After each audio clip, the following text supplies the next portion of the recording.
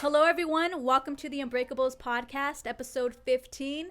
I am your host, Jay, and this is my brother and my co-host, Gift the Poet. Episode 15, we have one of the top adaptive athletes in the U.S., and she is letting the world know that anything is possible. She is a motivational speaker. She is a model. She is a Yokohama-sponsored athlete who has competed in over 200 races, 75 Spartan races, and is traveling the world right now with Yokohama. She's doing amazing things.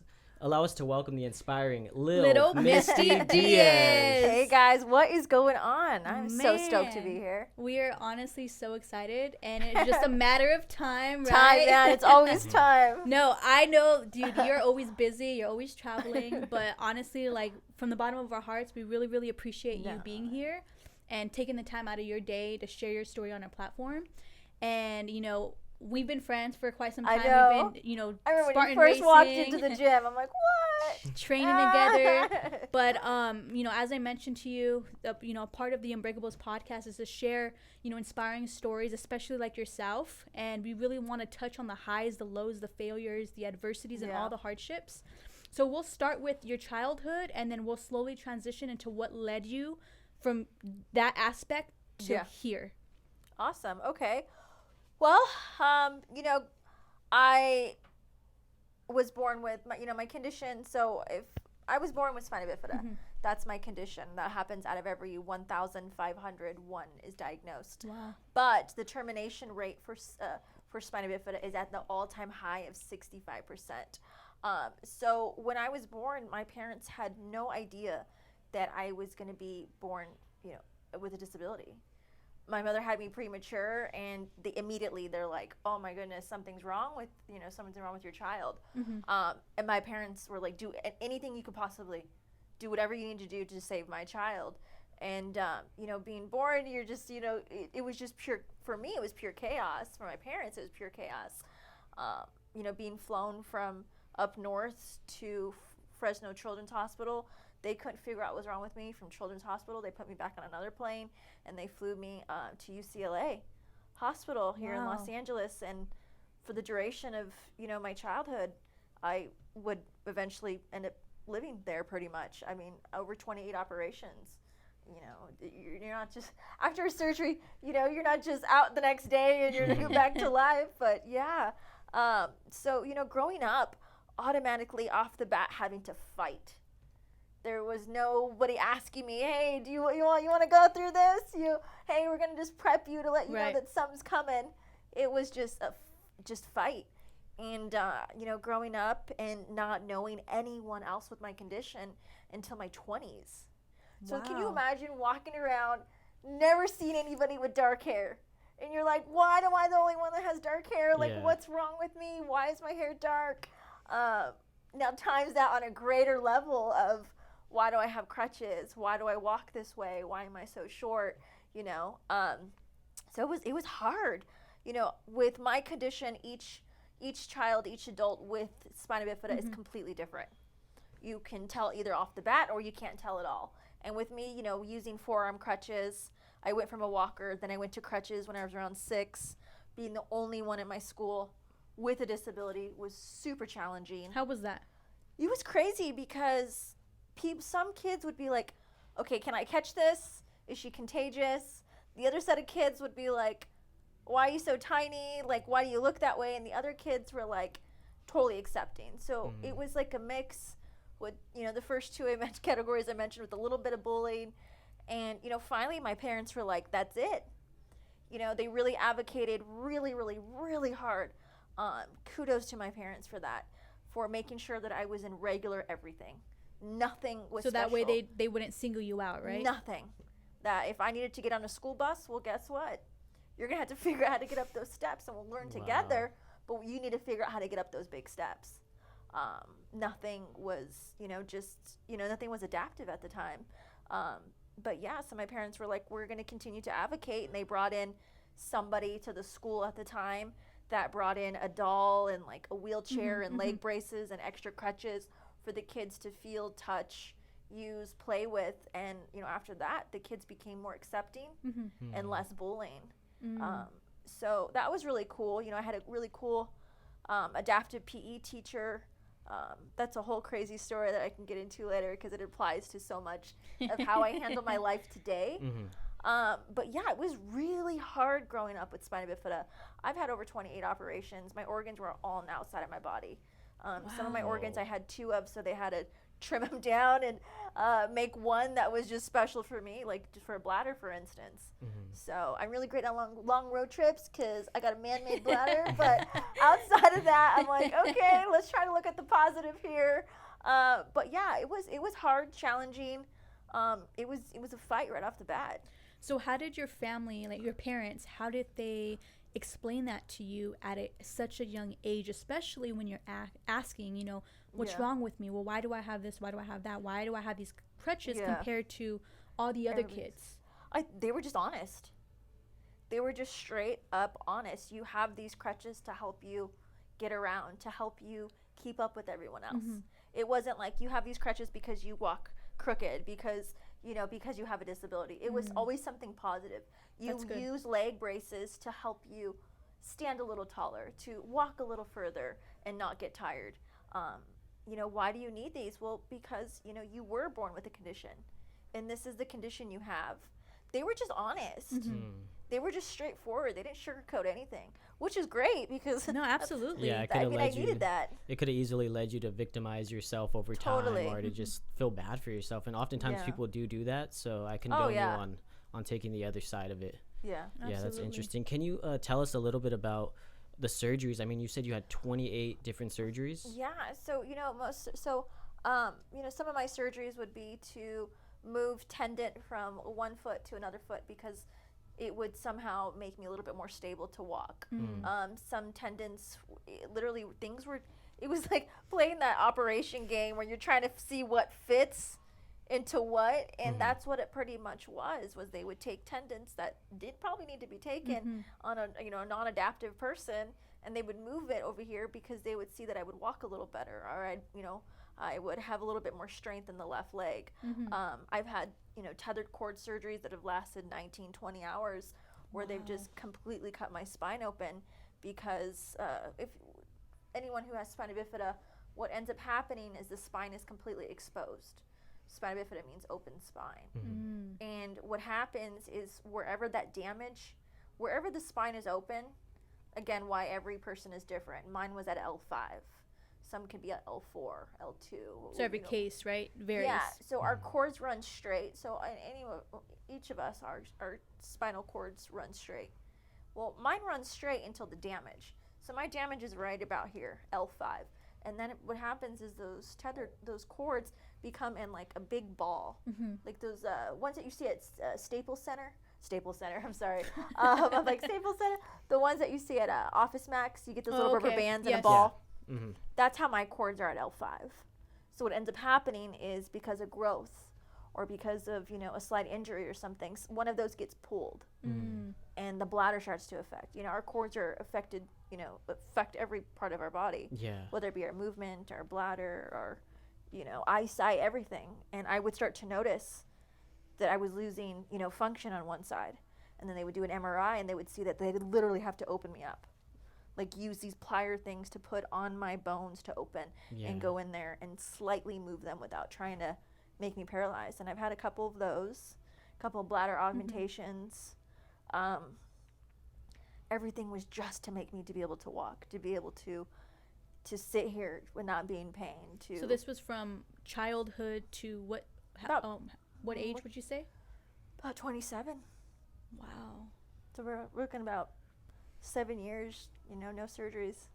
Were there times where you ever felt like you were just tired of the surgeries? Oh man, you wouldn't believe it. I mean, I remember waking up one time in surgery.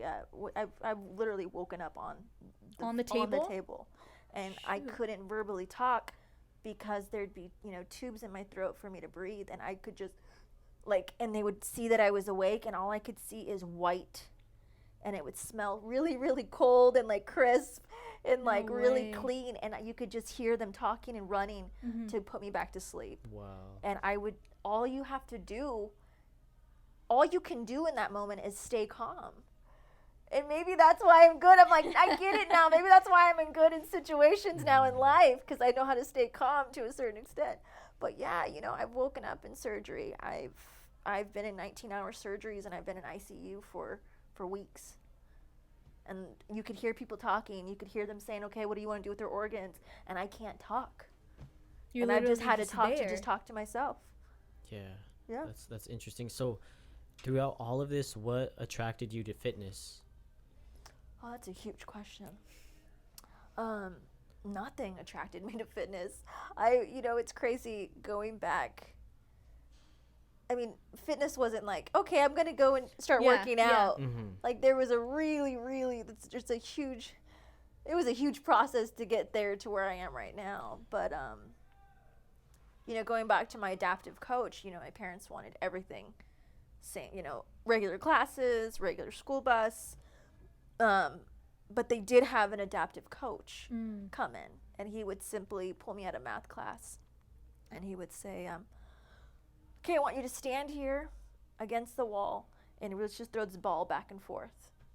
And that works on your balance. Yeah, just something so simple. And then a couple weeks later, he'd be like, okay, I want you to step away from that wall. And then I'd fall a couple times, and I would do it again. And I'd be tired, and I'd be like, why do I need a ball? Like, who's going to be throwing a ball? Like, you know what I mean? You know, and then he would, you know, the next week, I would be really far away from the wall. And then he would take me to stairs, and he would say, okay, stand at the bottom of the stairs. Let me see your crutches. And I think, what a horrible man. Like, doesn't he know I need these crutches? And he would be like, stay right here. I'm going to run up to the top. And when I run up to the top, I want you to figure out how to get your crutches. Do whatever you need to do to get your crutches. Wow. So he's testing you. And I would be like, who is this person? Like, you're horrible. I need them. Like, and I would, you know, either bear crawl, or I'd hold on to the railing and go up one by one, you know, at an angle. Or I would just crawl, or I would just simply put my hand on my right leg and start going up the steps. And I would bitch about it. I would, you know, get so upset. But then here I am, you know, one day I'm in my 20s, and I get it. He was teaching me that life was not always going to be adapted to your needs. Damn. And that That's in order powerful. for you to move forward, to get to where you were going, you needed to adapt. It made sense. It wasn't just simply walking into a building that you need to go to. It was just overall, how are you going to take that? Yeah, you know, a person without a disability just goes up the steps. But there's so many ways to go up those steps and still reach the top. So here I am, not understanding until I'm in my 20s. I'm like, oh, I get it. Yeah. So that's kind of what got me into, you know, started into fitness a little bit. Man, that's insane. And did you ever think it would get this far? I mean, you're Red Bull 400's first woman to compete on crutches. Did you ever think this would happen? No, never in my life. Never. You know, after, just going back a little, after my 28th operation, which was like 8 years ago, I was a wreck. A wreck is an understatement. I was suicidal, had already attempted 3 suicide attempts by then. The state was like, you've already ran out of, like, if you do this again, we're going to physically remove you out of your home, and you're losing all your rights. And I was just so severely depressed after my 20th. It was just too much for me just to handle. I couldn't process the fact that I had just gone through. I think it was just so much trauma. Of course. I mean, and there's only so much your body can take. 28 operations, it's a lot, especially for someone to handle, you know what I mean? Yeah. So during that time when you were going through those hard times and you attempted suicide 3 times, did you ever confide in your parents about that? How did they take that? That's a crazy subject that I would like to talk more on, because I don't, and it's not because I don't want to. It's really helpful because of the time that we live in. And, you know, social media and, you know, young children and kids and stuff, you know, get bullied in so many ways now, and more so on social media. But I didn't. And it wasn't pride or anything. I just felt like, if at the time I had felt that my parents had done so much for me. My parents had gone through hell and back for me. So you didn't want to let them down? I didn't want to. My dad worked. He slaved. My father slaved to keep health insurance. Damn. Can you imagine how much I would cost? Could imagine. You know how much just a knee brace costs, yet alone you're going to, you know, support someone with 28 plus operations. But I didn't know how to communicate. And I didn't have that person you know, I have a front row of people now in my life who I confide in and, you know, I reach out to. I didn't know how to build that. No one had ever said, you should probably pick a couple of people that you can keep in your front row and communicate with. I didn't know. I was young. Mm-hmm. I mean, now I tell, you know, others, hey, this is what, you know, works what you for need me. to do. Mm-hmm. But no, I had just been through so much trauma. Yeah. It just hit me. Misty, what was the turning point in that depressed state to get you out of that and pull you out of that? The turning point was when I lost everything. I lost my home. I was living in downtown Long Beach. I lost my home. I lost my marriage to my best friend. I lost him to addiction, and I couldn't physically take care of myself. So my health insurance presented me with an option of having a male nurse come take care of me, and I just felt completely degraded. This was full time? Yeah. Wow. I couldn't take care of. If anybody knows me, knows that I go Super be independent. do. I'm like, yeah, I'm like flying all over because I'm so busy. You're and so just, busy. I'm just independent. Yeah. So you can imagine how like Helpless you felt. just yeah. I can't even go to the bathroom on my own. Like what in the world? Mm-hmm. Like it just I lost everything, and I just remember sitting in an empty house, and I had just filed for divorce. I went alone, and I'll never forget going into the courthouse, and I was going up the escalator, and then I had to go back down, and his whole entire family was there on one bench, and then on my bench there was not one person But you. but me. So I just sat there and waited for my name to be called, and I thought, I got to do something. I have to do something. Mm-hmm. This is not the way that it's going to go down. And I just had 2 suitcases, and I lived in my car, and I lived on a couple of friends' couches in exchange to wash their dishes, clean their house, watch their house, take care of their dog, and I did that for about 4 months. Wow. And were you working at all during that time? I couldn't. I had just, I had just transitioned from having a male nurse take care of me, going through my divorce and getting granted, the divorce and going through that, and then losing my house at the same time, all within 1 month. Holy cow. I didn't have a job because he was the the main source of income. But I had a car. And where I'm like, well, no one can take that away from me. Yeah. where were your parents at that time? Oh. This is where it gets tricky, so I don't know if you have to edit that. I don't know how to handle this. So that question. So my it's going to open a whole bunch of doors My here, so bad. I don't know. No worries, no worries. Okay. We are the So I'm like, you might have to Unbreakables, edit no. a couple things No, if you no want worries. to. What edit anything out that you don't want? No. My parents were very religious. And if you weren't their religion taught them to not support or talk to you. And I had left that religion at 18. And the punishment for that was they wouldn't have anything to do with you. Cut you off 100%. So like excommunicate. Wow. So that was a whole nother, like we had just gone through so much with them. Like I'm sorry, I had gone through so much with them, especially my mother, for her to turn her back on me because I wanted to think and be free on my own and learn. So I didn't have anybody. I had just moved to Long Beach with maybe $700-800 to my name. So what happened? Okay, so you said you lost your job. You pretty much lost everything.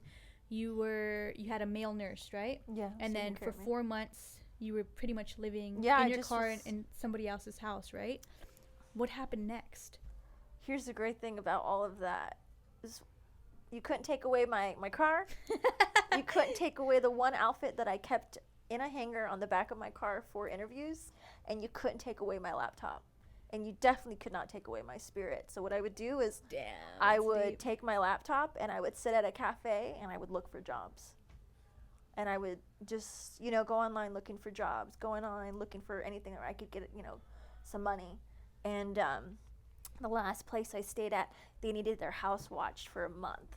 So I was like, yes, like this is great opportunity for me to save. And that's what I did. I saved up and I got a little apartment and it was like a studio, and I started walking. I simply just started walking from my front door to the mailbox that was on the corner. With your crutches or without them? With my crutches. Okay. And I was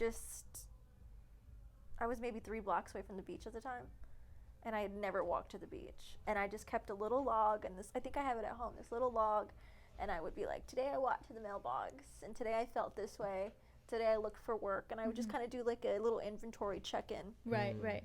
And I just kept walking a little bit further every day. I had time. Yeah. You know?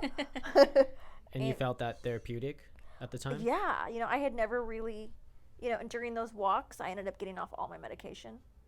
I was, I don't know, like maybe 6 or 7 months I'd been addicted to morphine from that operation. It was an operation that actually failed, and I never went back for it. Yeah. So I was living in pain, and I just slowly got off of everything and started just exercising by simply walking. And I just kept increasing it little by little by little. And, you know, I have the apartment. I got my dog back. I had to give up my dog. Had, you know, still was able to have, you know, had my car. I got a little better job. Still kept my walking up. And I saw a flyer on the way to work one day, and it was like a billboard. I apologize. And it said like Ronald McDonald 5K walk. I thought, well, if I can walk 5 miles. I'm thinking it's 5 miles. Yeah. So, I don't know. It was like, I don't know if it was the universe. I don't know what. It was just. A what if? It was just like, I got to do this. Ronald McDonald really helped helped us out, and gave my parents, you know, places to live for quite some time. And like one day, I go and check the mail, and I get a flyer from my health insurance, and it says, "You are eligible for Silver Sneakers plan." If anybody knows, you guys know what Silver Sneakers is? No. No. If you are 65 and older, you get, depending on your insurance, if you're 65 and older, you get free membership at 24-Hour Fitness or a gym near you. But because of my disability, I fell underneath that category. So I went online to register. Yeah. And sure enough, I got a free membership. I'd never had a free membership. This is for 24 hours? Yeah, right down the street from my house. And you get to go to any location. Yeah. Wow. So I registered, and I started going to the gym and preparing for this big 5K. The 5K. Yeah, I was prepared. I was telling everybody that hey, I'm going to be doing this 5K. I had no idea what it was. You had no idea what it was? I had no idea. So for the viewers at home, anyone who is preparing for a race, they don't know what to expect. How can they harness their mind, and what is some preparation that they can apply to face the race head on in the right way?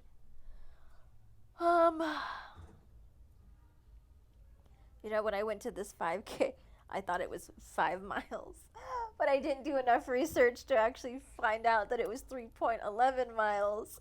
And, you know, it's just, when you have the determination to finish something and an end goal, you can accomplish anything. And my why factor was because I wanted to feel better. I wanted to see if I could accomplish something.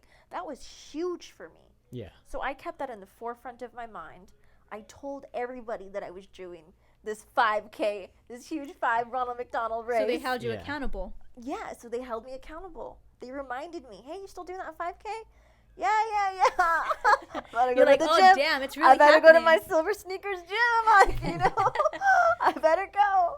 And I just started just doing that. Something so simple. Yeah. And I just kept up with it. And But it changed your life. Oh, it changed my entire life. I got to the race. I raised maybe like $500 for the charity. A couple of my girlfriends came with me that I told. Yeah. And I found out it was only like three something miles, and I was like, I gotta figure out how to do this again. You were just addicted. I didn't know anything. I didn't know anything about running. I didn't know anything about walking community. And you asked me, you know, medical questions or surgery questions you or know recovery. It all. Yeah, I could. You could be a doctor if you I wanted know. to, Let's right? go, man. Maybe that's on my list. But yeah, it was one of the best feelings I ever experienced. Was there a point during that 3.5 mile race that you wanted to give up and that you wanted to quit? Oh, absolutely. My body was like, "What are you doing?" So what kept you going? Just that why factor, that I needed to do this to just feel alive. I had never felt that type of pain. In pain in regards to my body being adjusted to using my crutches for three miles. Right. But, you know, once you keep up that routine, your body adapts. And I just was like, I got to do this. So you can imagine on crutches, I'm just constantly like this on my crutches walking.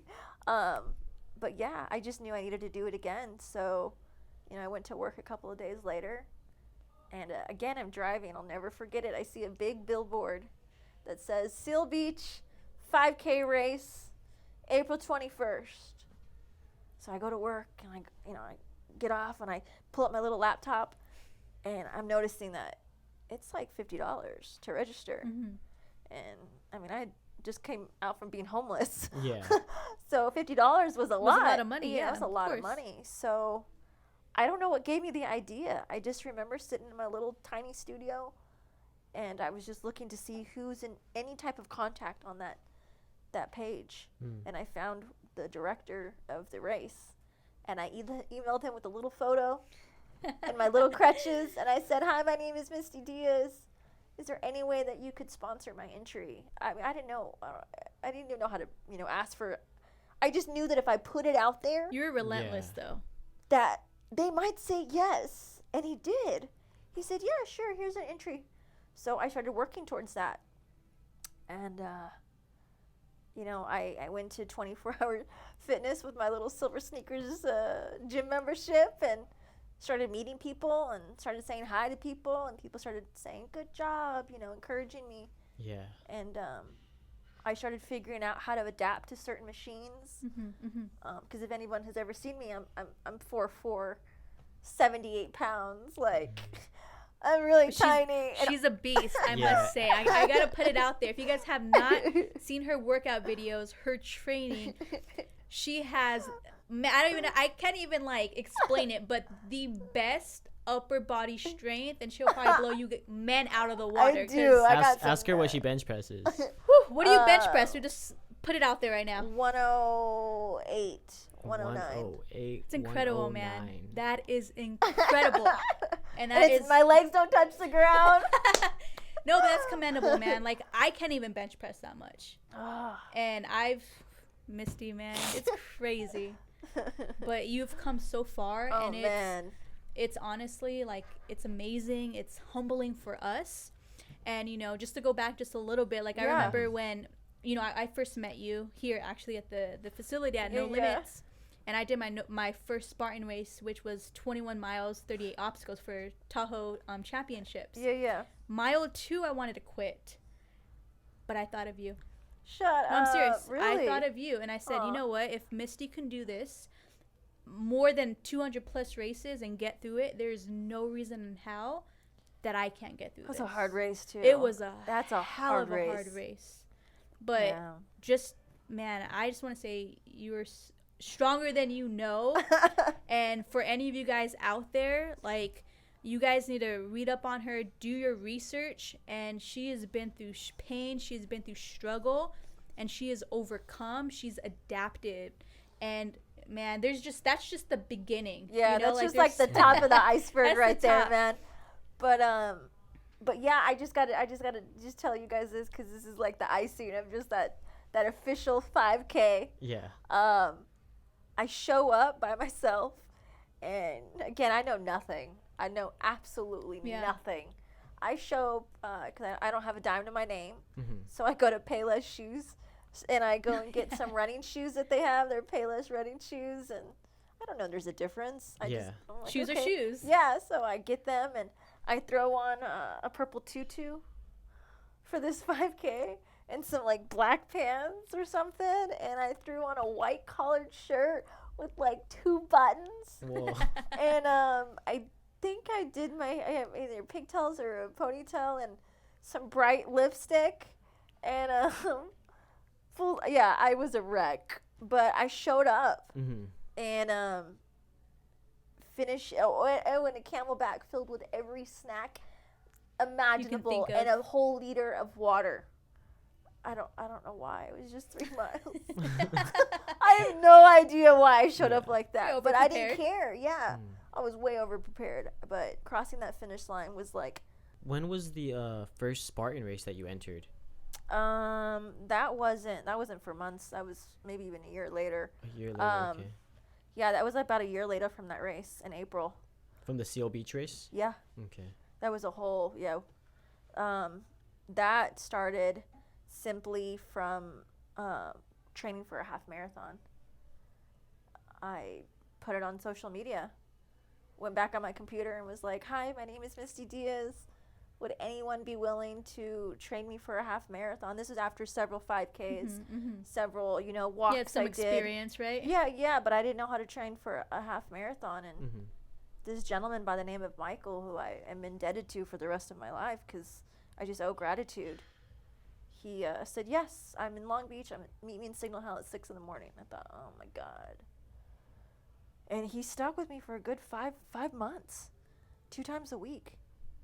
And he trained me to run my fastest half marathon. I've never been able to beat that time. Wow. And he happened to, like, one of the days that we were training, he wore a Spartan shirt. And I simply said, what is that logo? I'm like, what are you rooting for? Like, I don't get it. And he's like, oh, I'm a coach for Spartan Race. I'm like, what's Spartan Race? Like, what is that? Yeah, and he's like, get up the hill and come back and I'll tell you. I'm like, huh? Because he used to have me do intervals, these hills. And I'm like, after I finish this half, I want you to train me for it. And he's like, I'm going to be honest, I've never trained somebody with a disability. But let's figure it out. And it was like a light. It was like my coach. Yeah. We'll just That was figure it. it out. Yeah. So he didn't look at you any different. He just said, No. that's it. We're going to figure it out. No. We're going to do it. And that was it. He brought some like things the next week, a tire, like a spear thingy. I'm like, what is this guy doing?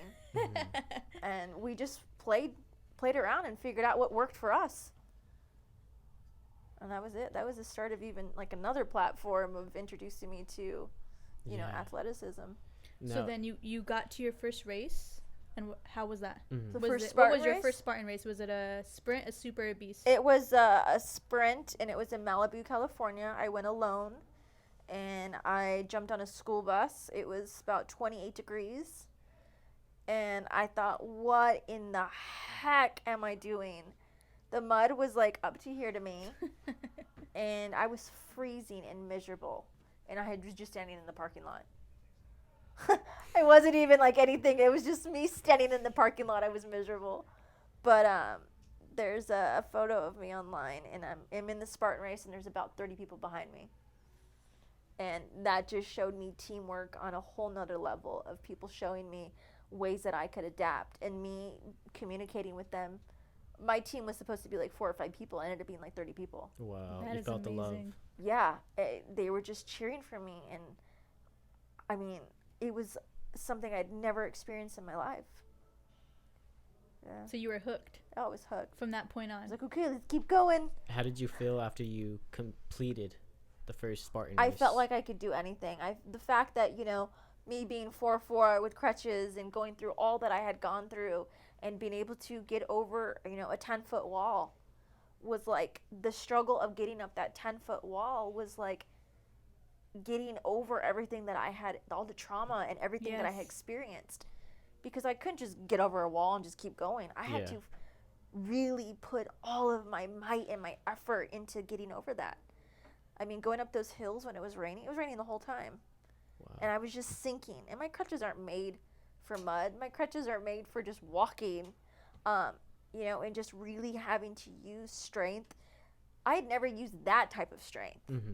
I'd use mental strength. This was on a whole nother But level. this was on, like, having to apply every type of strength that I didn't even know I had. upper, lower, grip. Yeah, the whole everything. nine. Yeah. Yeah. Now, doing the Spartan race and you starting to realize, you know what, these crutches, they're not made for this. Did an idea spark? Because I know you have a crutch line coming out. No, that didn't happen until, maybe, a year ago. Yeah, I mean, from that Spartan race, there's, a whole bunch of stuff going on in between. Mm-hmm. But, the crutches, I mean, after 200-plus races, I just noticed that I started losing my grip. I've started, having issues holding things recently. And, by being on social media and putting my life out there, families connect with me who have children who are adaptive, not only with spina bifida, but who are just, various, conditions. My child watches you on social media. How can we get a pair of crutches like you? They want to do things that you do. And it just was like, wait a minute. Yeah. If anyone knows crutches, it's me.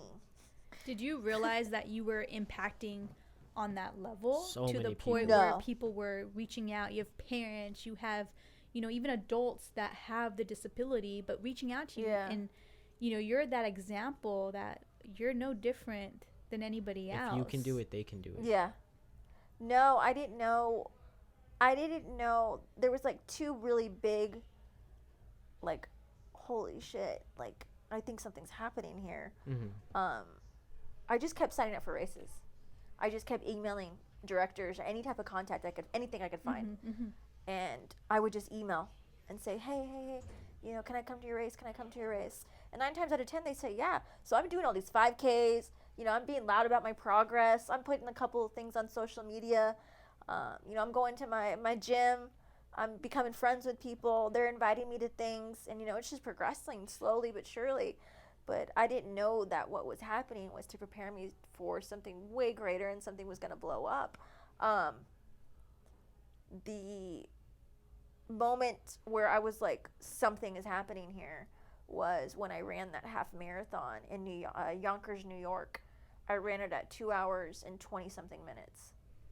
And I had never done a half. I don't know how I did it. I really don't. But a gentleman came out of his house in his robe and slippers. Mm-hmm. And, by then I figured out a system of how to run races. I became a little smarter and started realizing I needed more running shoes, what worked for me. Yeah. And I would run with somebody, and I have them on my right side. And because of my crutches and holding them for so long and the impact, I can't grab something like water from the table. It's really hard for me because they're just in that position for so long. They'll, my runner, my Sherpa, will get my Camelback or hers and stick the tube in my mouth for fuel, for something to drink, hydration, I'm sorry.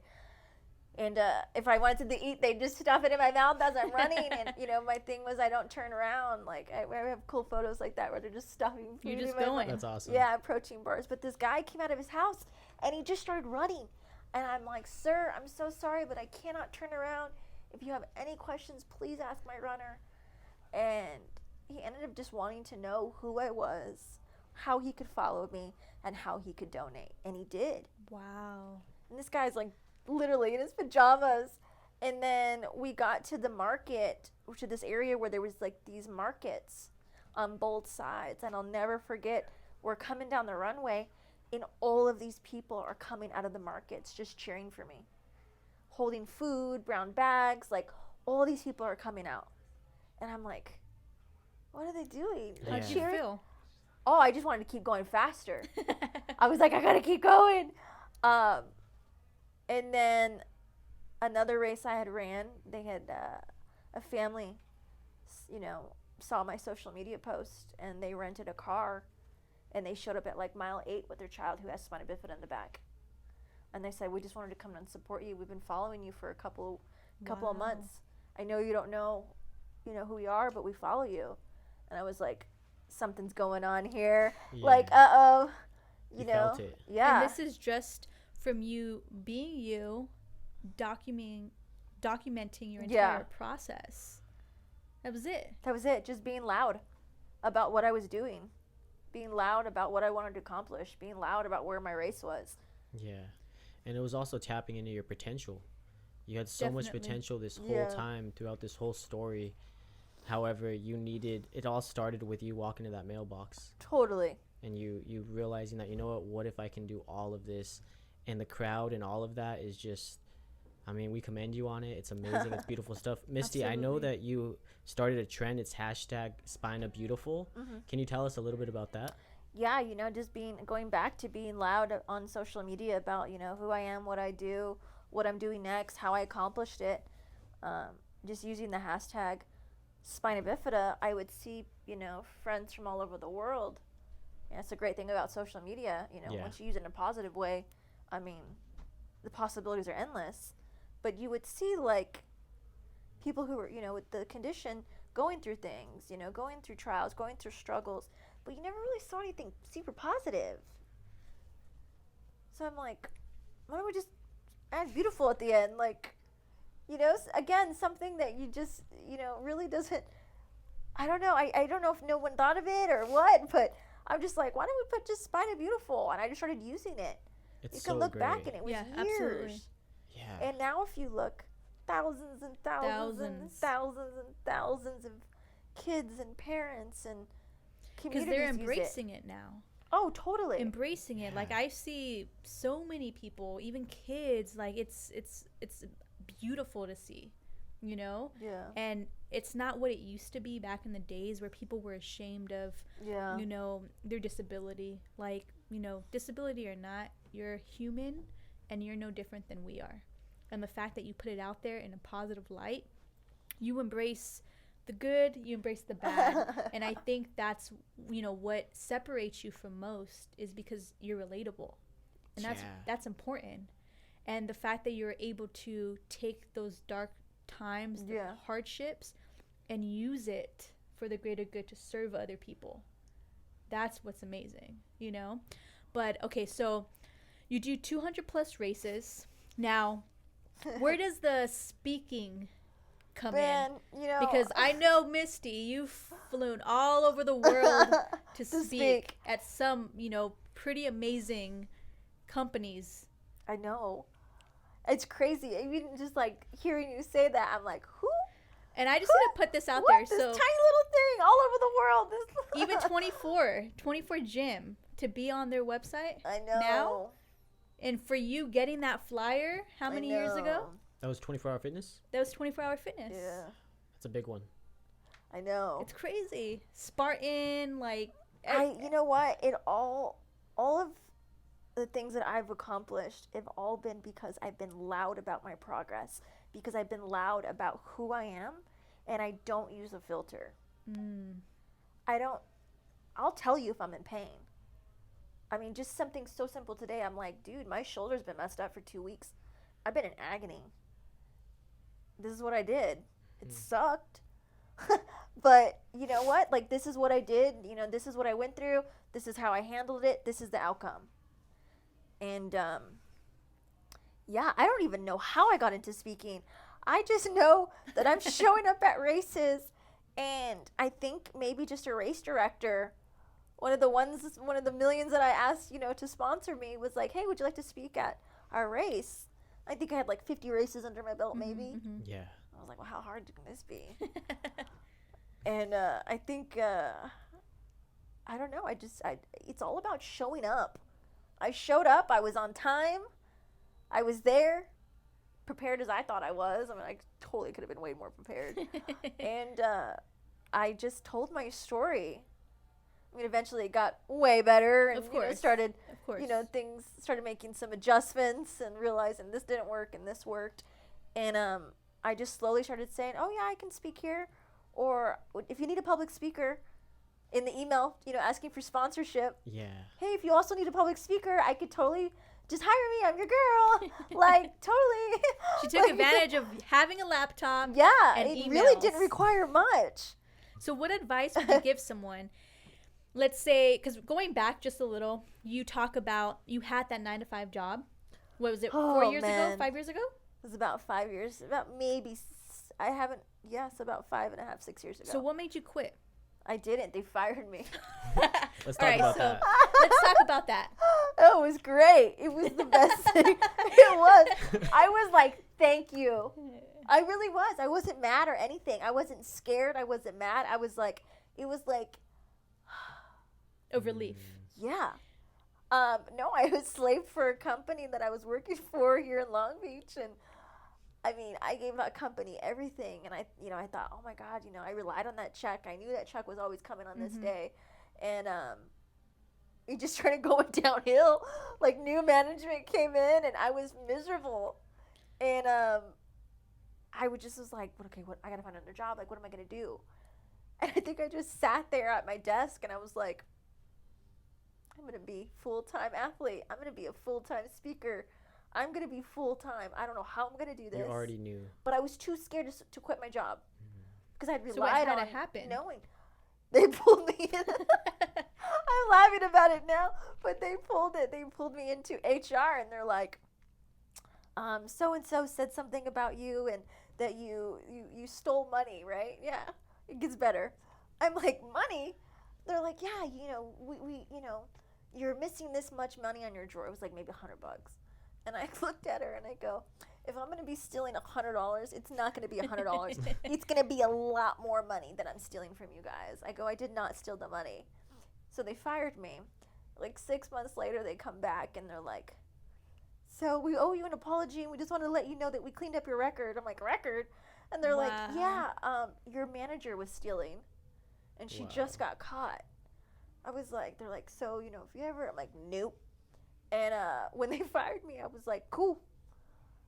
And I just went back home, and I got back on my laptop. Yeah, it all happened for a reason. Yeah, it was like I was a blessing totally in okay. disguise. I mean, I struggled for the first year for sure, but had my home. I didn't go hungry. No one could take my gym membership away. Like, I had everything I needed. But you just went full time, 100%. Full time. I mean, I never got another job after that.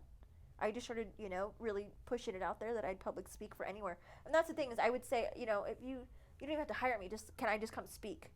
And I would just build little resume of content, and then I would, put that in with hey, would you sponsor me for a 5K race? Nice. And 9 times out of 10, they would say, no, but we can refer you. Or, no, but we'll keep you in mind. Or, thank you for offering, would you be willing to do this for this? I'd say, yeah, okay. So it's exchanging value, right? Yeah. Because I know that's a big thing right now, especially where, Gary Vee's big on it, where he says you got to give your time, you got to exchange that value without no expectations or nothing in return. So what advice would you give someone that, let's just say they had the 9 to 5 and they just want to follow their passion, but they're scared because it's that stability, it's that known, you know what I mean? To going into the unknown. So what advice do you give someone that basically like was in your shoes? Again, going back to being really loud about your goal, being really loud about your progress, but being even louder about the struggle, because those that that are around you, those that are reading this content, those that are seeing, the work that you're putting in at the gym, or the work that you're putting, whatever struggles, they could come and they could offer suggestions. And that's what people were doing. Hey, those shoes aren't I know something so simple, but hey, those shoes aren't gonna work for this race. And then they would give me their input, and then I would take their suggestion and, adjust my training. And that's just kind of like life. You just make those small adjustments because, maybe a friend or two have, a little bit more experience. Yeah, and definitely. That's all it really was. It really wasn't huge science. It was really just basic stuff. And showing up, like you said. Yeah, and but being on in. time. No, that's important. And being your best Definitely. prepared. Like, I might have had this huge grand speech, but I had an outline. And it got better over time because I was willing to make the adjustments and I was willing to take the criticism. You don't think people were like, oh, you were the best speaker. No, they're like, you might want to tune up your speech a little. And you had to take that and not be like, oh. But you learned. Yeah, and be like, okay, how what do you suggest? And then going back and be like, okay, I need to, do this, and not get angry, not get mad. Of course. So the motivational speaking we touched on, the lipstick line.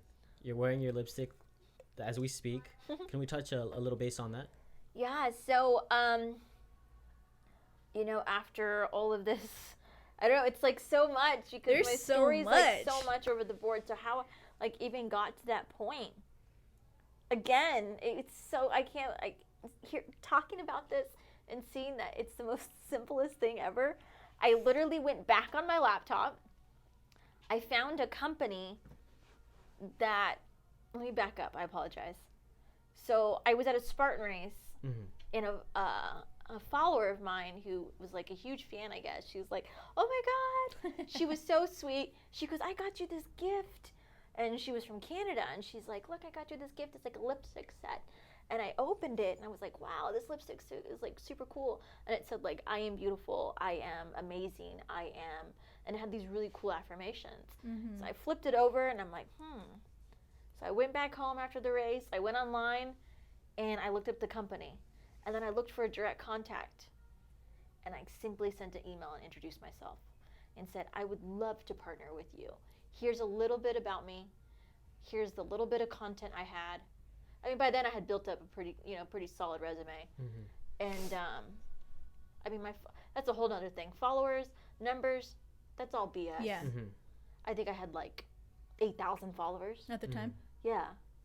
And I was like, hi, I'm Misty DIAZ. Like, I love your product. I have an idea. This would be super great. If you'd give me a little bit of your time, I'll come to your office. And they're like, okay. Just like that. Yeah, like a couple weeks later. They were in Lake Forest. So it was like an hour drive, maybe a little less. So I drove out there knowing absolutely nothing, but I do know about makeup. So if anybody who knows me, I love makeup. So I just had like, I think I had like this really cool like black, binder that was real business, and there was nothing in it. And then I had like my phone, like I just came like all prepared. Yeah. And I just sat at their, their headquarters and just like jot down some of their ideas, introduced myself, and 5 meetings later, I like signed a really big deal with them. Like it just, again, going back amazing. To just, it was just, I don't know, it's just crazy. It's just crazy how everything aligned, from the Spartan racing to the lipstick line to what we didn't get into, competing with bodybuilding, right? Weightlifting. Yeah, weightlifting. How was that? So, I got the I Am Adaptable lipstick with the company. It's doing great. Kids, young teenagers, adults are buying this I Am Adaptable product. And they're tagging me, and I'm building followers, and I'm building relationships with people who say, I have spina bifida too. I have this condition too. I'm so grateful I get to follow you, because I didn't know someone was out there with the same type of spina bifida that I had. And I'm doing that, and I'm seeing that I'm really, really comfortable with just doing a nice workout and looking kind of fit, and running these races and doing my basic routine. And I go to one of my gyms. By then I'm sorry. By then I am at 3 different gyms. I have not just one membership, but I have 3. Remember the conversation we've had? Yeah. So I have a member at 3 gyms now, and I'm working out, and this woman comes up to me and scares the living crap out of me. What does she do? She's huge. She's got no hair, and she looks so tough. And she approaches me, and I'm like, great. Like, I took her workout equipment, or maybe there was a line for this. Like, oh no. So you're thinking the worst. Yeah, I'm like, what did I touch? Like, did I put something back? And she's like, hi, my name is Liz. She's like, I see you in here a lot. I would love to train you. And I'm like, for what? I'm like, oh my God, she wants me to look like her. She's like huge. I'm talking huge. Yeah, I've seen pictures of her. And she's like, oh, I teach bodybuilding. I had no idea who this woman was. And I'm like, no, I'm good, thank you. She's like, okay. So a couple weeks later, she does the same thing. And I tell her no. She was persistent. Yeah, so a couple weeks later, maybe even a month later, she comes back and she's like, give me 4 weeks. And I go, okay, what does this include? Like, tell me the details. I go, because I'm competing, races here and there. And again, some were just 5K, some were half marathons. I mean, those are big races, but, I was becoming really comfortable because I knew the outcome of a 5K. I knew kind of like how to train for a half marathon. Yeah. I already knew how to do a triathlon by then. I said, okay. So I finished my workout. She told me what it would include. And she goes, but I need nothing on your schedule for 4 weeks. And I'm like, ooh, that's a hard commitment. I couldn't give her 4 weeks. So I said, I'll give you 3.5. And she goes, okay, show up tomorrow. And I showed up, and I regretted it immediately. I was like, oh my God, this woman, she was like yelling at me. She was telling me to push when she said her commands. I wasn't listening to her commands of when we were doing bench press. My feet were not even touching the ground. Like, I wasn't even close to touching the ground. I was sore in areas I had never been sore before. I was starving. I was miserable. But I showed up again. And For more pain. yeah, for more. And she's like, good job, honey. I thought, well, that's really different from the last session, but okay. And then, you know, I just keep showing up and I just keep listening to her commands. You know, when to push, when to pause, when, you know, just to do these things. And she starts getting my right leg and she starts kind of doing some physical therapy on it and pushing it down to the ground. And within time, not even like 2 weeks, my feet started touching the ground because they just needed to be stretched and we didn't know. She'd be like, does this hurt? I'd be like, yeah. And she'd be like, okay, great. We're going to keep, yeah. And she would literally push her weight on them. And then slowly but surely, my body started to adjust. And adapt. And adapt. And I just stayed, you know, I kept a communication with her with, like, you know, if I was in pain or if something, we would just kind of work. And she would go light on me some days, and some days she wouldn't. She'd make up for it. And I just stuck with her plan. And I told everybody that I guess I was going to compete because I didn't know that's what I was doing. That's what she was training for. She didn't really give me full details. She just said, show up. Yeah. So I competed and I won my weight division. And I was like, what did I win? She's like, you outbeat everybody in your division. I'm like, oh, okay. She's like, no, I don't think you get it. You get like a little gold medal. Yeah. I was like, oh. So they're like, they called me. I didn't know anything. I like literally didn't know anything. But I showed up and I asked questions and I just kept showing brought up. home the gold. Showing up. Yeah, and I competed twice and each time I won. So I'm like. No, that's a huge congrats on that. That is big. Huge congrats. Thank you. That's amazing. So, Misty, here at the Unbreakable Studio, what we like to do is we have a deck, and it asks some very deep questions. We've been asking you some deep questions already. Yes. However, we like to, you know, keep it a little mystery. We don't believe in any coincidences. You know, as we said, everything happens for a reason. Yeah. So let's see if these questions So can we are not resonate. asking you. The deck is asking you. So you can pick 2 questions, and then you could read them out loud, and then obviously answer one at a time. Uh-oh. I'm worried. Anyone? Okay. One more. Oh. I want to go under here. Okay. Perfect. First question. What has been the largest lesson learned thus far? Oof. The largest lesson this far is to not underestimate myself. And I think I tend to do that. And I believe that society today tends to not encourage us to go above and beyond because they want us to, you know, life is kind of created like a little box for us, you know, work that 9 to 5 and give 110% to, you know, someone that's not going to back you up, you know, and put your dreams on the side and, you know, I don't know, I just feel like that's the kind of, I don't know if that makes sense. It's like we're does. programmed, Like, right? I feel like, yeah, thank you. I feel like we're just so programmed to put our hobbies and interests on the side, to put our goals here, kind of in a distance, but not really working to them because we're too busy slaving, you know, I agree. to afford these things that we don't really need. But sometimes it doesn't even bring fulfillment. No. And I underestimated myself way too much in my Only life. if you could have done it sooner, right? I know. I'm like, I'm so glad I got it at the age that I did. I really am. So that, yeah. If you had lived a life without influence of others, what would your life look like? If you lived without influence of others, what would your life look like? I don't know how to answer that one. That is a tough one to answer. That is, yeah. Because you're constantly influenced by everyone. But I guess you can reword it as in, to you, what is your truth that you've always stood by that hasn't, other influences outside haven't affected you? What would that look like? Your truth. Again, just being my true authentic self. Not changing myself for somebody. Not changing myself for people, places, and things. When I walk into a room, you're going to get the same person that you're going to get in the next room. And at home, you're not going to get somebody completely different.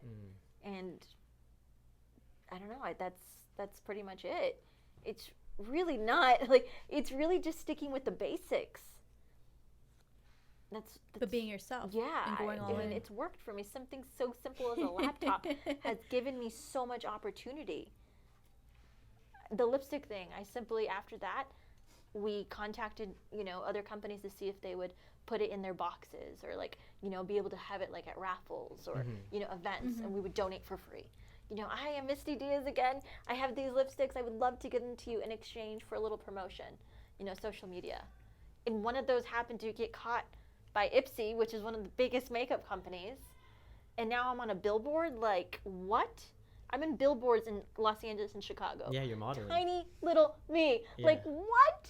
And now you were on modeling for Jordan Wood's athletic line, right? Yeah, and it's led to, I did fitness modeling as an adaptive athlete for a big brand. Like, how in the world? And that's because I was loud about what I did, sticking to positivity on social media, telling the truth. And taking risks. Not editing anything, not, just being me. And showing up. Yeah, showing up and showing up on time. That's it. It's really not. We make things so complicated. When it's really not. We really don't need to complicate things. But it's like you said, society, the way it's structured and how it is, and it's that, like you said, it's like a box kind of, and people seek safety. Oh, totally. But, and people struggle too with being vulnerable. And, expressing the bad, expressing because that they're not afraid okay. what others are going to think. That's our biggest fear. If I quit my job, I wonder what so-and-so going to think. Or they're going to think I'm less than, I'm lazy, or, I don't want to work. Instead of, here's the plan that I have. This is why I'm, quitting my job, and I'm sticking to it because I'm going to get to that end goal. I don't care what people think. I didn't care what people think. I was the only, at times during a race, I was the only one on crutches, looking crazy, going over walls. Like, let's be real here. When was the last time you seen somebody with a disability go over 10-foot walls? You never see that. Actually, you're my first.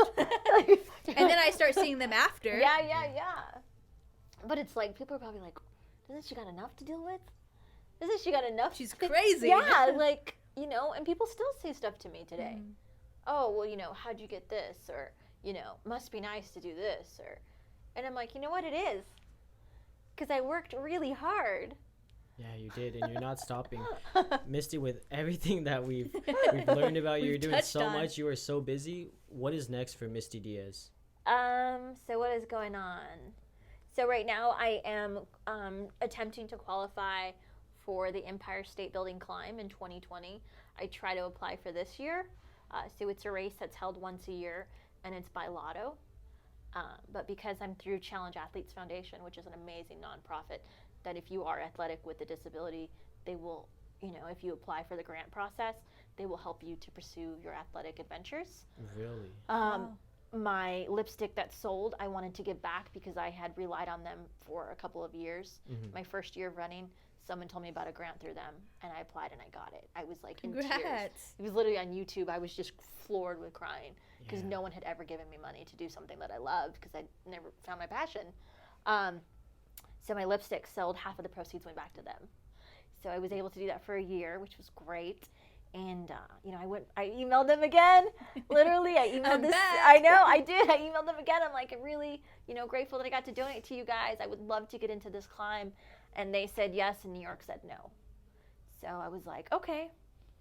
So what do I need to do? They're like, you just need to prove that you can do stair climbs. I'm like, okay. I had a handful of Red Bull races under my belt, and that didn't qualify. So I was like, okay. So I just climbed Manitou in Colorado Springs 2 weeks ago, which is a crazy staring climb, like insane. Like literally somebody died the next day climbing it. I couldn't believe it. Like literally it was on the news. So I did that, and now I'm going to Toronto to go do a stair climb. So for those climbs, you have to sign a waiver and everything? I mean... No, the one in Canada, I will have to. Okay. The one in Manitou in Colorado Springs I just did, it literally just said, big letters, must be in excellent condition. And it literally has a sign with number of people who've died. And it just is like, enter at own risk. Like, if you need to call for help, you're stuck with the bill. No way. Because chopper's the only way to get you down. Yeah. So... pretty hardcore. So that's what I'm going to do, and I decided to launch my own company, Team Misty Adaptive Designs, The website goes live Sunday. This Sunday. This Sunday it goes live, and basically I am working with an adaptive designer, and we are creating athletic crutches and everyday crutches. So we're creating 2 sets, one like the Tesla of crutches that will have interchangeable, tips for weather condition, hiking, trail running. You can change out the bottoms and provide comfortability, and then one for kids with bright colors and works with you, not against you. That is Misty, you're awesome. helping so many people. So many people. It's such a great thing, and we're happy to have you on the show. Thank you so Yes. much for Thank taking the you. time. We're very, out. very grateful. Thank Very- you. Busy, No, busy this is an honor. schedule. This is so dope. And if you can, just let our audience know how they can contact you. Yeah, so simply at little LILMISTY DIAZ, DIAZ, all platforms. If you just is Little Misty Diaz. If you go to Google, just put Misty Diaz, everything comes up. Yes, and we'll also have the link below. That way, every contact you can get a hold of her. And then you guys can follow us at the UnBreakables podcast on Facebook, Twitter, and Instagram. You could also visit our website at www.theunbreakablespodcast.com. And everyone at home, it's very important that you surround yourself with positive people. Mentorship is crucial. If you don't have a mentor, follow Think Big, Work Small. David Albanese, he has an amazing mastermind program that is going to work wonders in your life. He teaches you, number 1, how to take imperfect action. But number 2, he provides capital. So any business, any endeavor that you really want to jump into, but you don't have the means to do so, David Albanese is going to invest in you. That is Think Big, Work Small. Again, think big, work small. It will be on the link below, guys. We just want to say thank you guys so much. If this message resonated with any of you guys, like it, share it with somebody in need. Let us know your thoughts. If you guys are interested on doing a race, a Spartan race, any type of race, obstacle course, contact Misty. I'm sure she can give you all her input, some training, whatever it is, but she's the go-to, and I'm telling you guys, thank you guys. Thank you again, Misty. No, thank Really, you. I really appreciate your it. time. Thank you.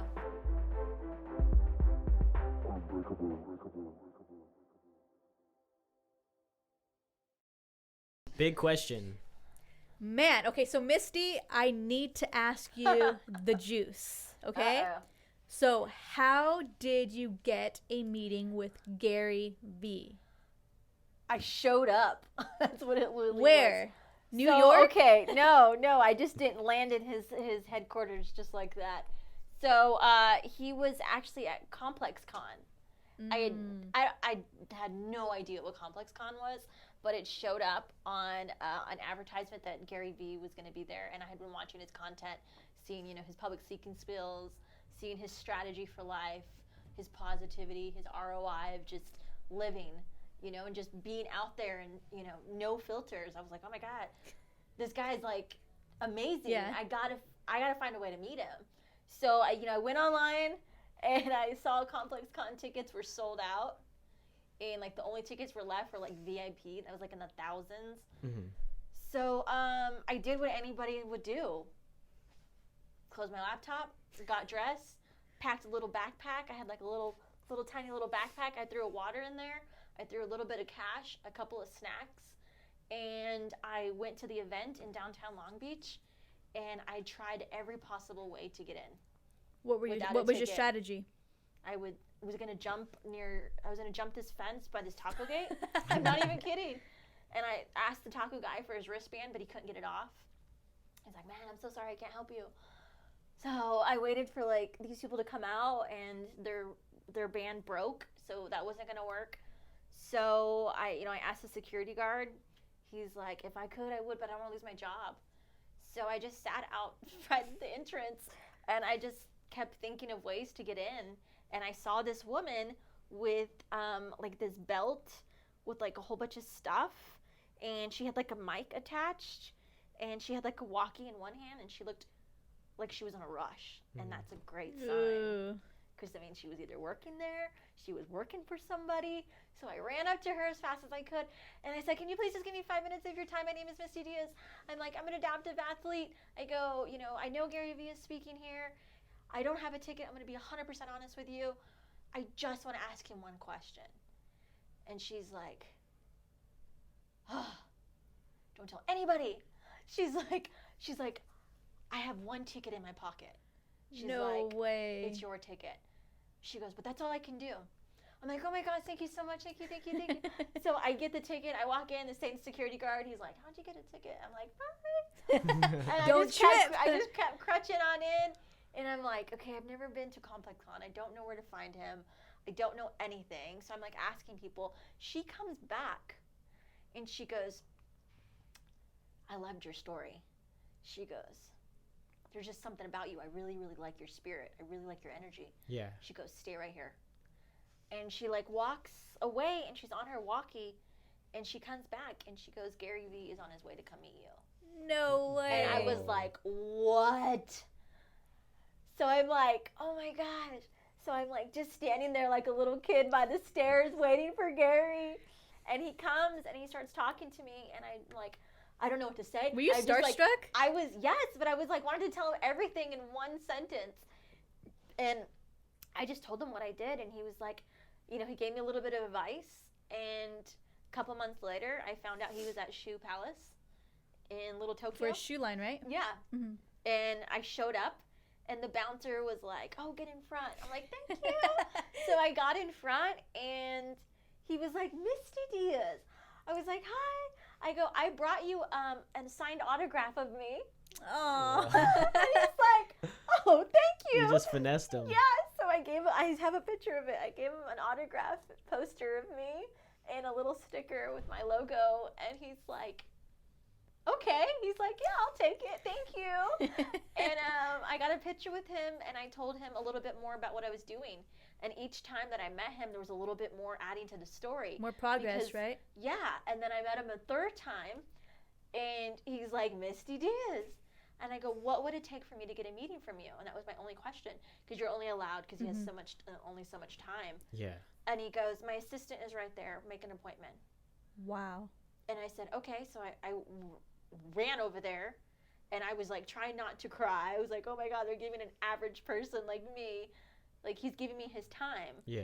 And we were on the next flight, I want to say a couple weeks later, and I was sitting in his headquarters, and he was literally giving me advice, and I told him everything I wanted to do, and he's like, you have built a platform so big that you need to step away from this, and you need to start focusing on building a business, building what you have created, building something that you know, he was even like, you need to get more into speaking.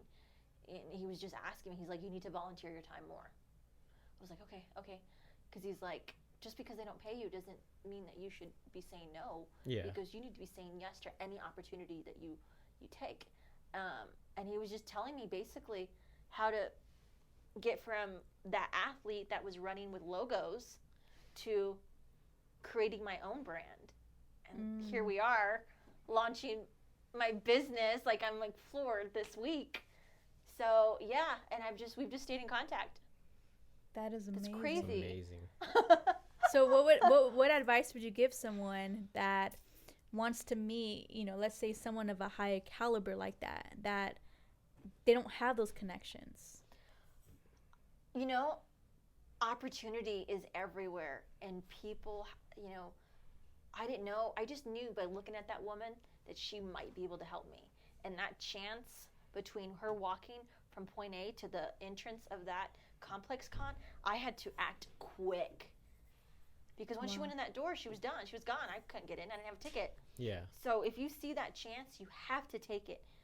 You cannot, you know, wait for, maybe the right time, or, you know, you have to just jump. And right when you get to that point where that, you know, that opportunity is right in front of you, figure it out quick. You know, even if you don't even think you know, have a full plan. I didn't have a plan.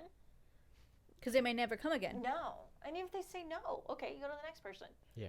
You go to the next person. I went through like 5 people. And just showing up. I just kept showing up to anything free, anything that was, you know, available, anything that was in my area. I just would introduce myself simply. Even now I introduce myself. Hi, my name is Misty Diaz. Because people won't forget that. Mm-hmm. Oh, hi, my name is Misty. You know, like there's a huge difference. Yeah. Of course. And it's that confidence that you bring as well. Mm-hmm. And that spirit. Yeah. That spirit that everyone loves. So here we are. Love it. There's so much more to come. Hope you guys enjoyed this extra clip. So for any of you guys that want to go out there, just get it, go all in, and go after it. And don't wait for an opportunity to come to you. You got to go out there and chase it. Have to. Bye, guys.